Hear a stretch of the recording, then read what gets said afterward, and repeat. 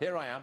Now, last time you were on the show, Yes. you had presented a bill which would exempt all and any banks and financial institutions with less than $10 billion net worth or capitalized at less than $10 billion, that would exempt them completely from Dodd-Frank. Making any Yes. progress? Yes. Secretary Mnuchin came before our Senate Banking Committee yesterday. I asked him the same question I asked the chairwoman of the Federal Reserve. What did our small banks and credit unions do wrong in 2008? He said nothing. Same thing Chairwoman Yellen said. And I said, would you and the president support a bill that would eliminate or take out, if you will, from under the regulatory umbrella, any small bank or credit union with less than $10 billion of assets from Dodd-Frank? Would you just remove them from Dodd-Frank regulation? He said, absolutely. And he said it will be part of our legislation to revise Dodd-Frank.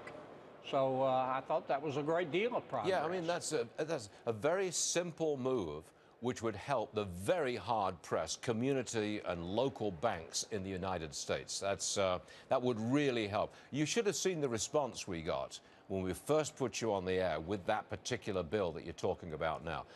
There was a very strong positive response to what you had to say. That's because your viewers have common sense. I mean, it's just a matter of common sense. How to win yourself some more airtime. I mean, if you, you're golden, sir. You're golden. I've got a good haircut, too. Better haircut. Now, Senator, you want a work requirement for Medicaid recipients. That's another outstanding feature of what you stand for in the Senate. Explain that, please. I introduced the bill this week. It's real simple.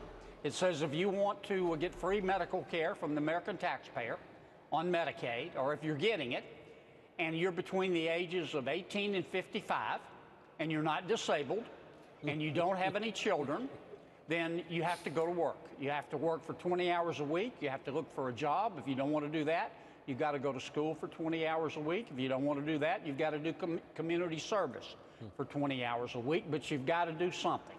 I don't want to take Medicaid away from people who need it, but I do want fewer people to need Medicaid, and if we can get folks back into the workforce, they can support themselves and their family. It'll be good for them. They'll be healthier. They'll be happier. They'll be freer.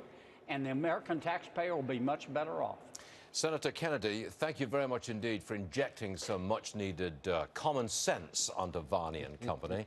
You can be sure to be a valued guest in the future. Thank you, sir. Thank you. Appreciate it.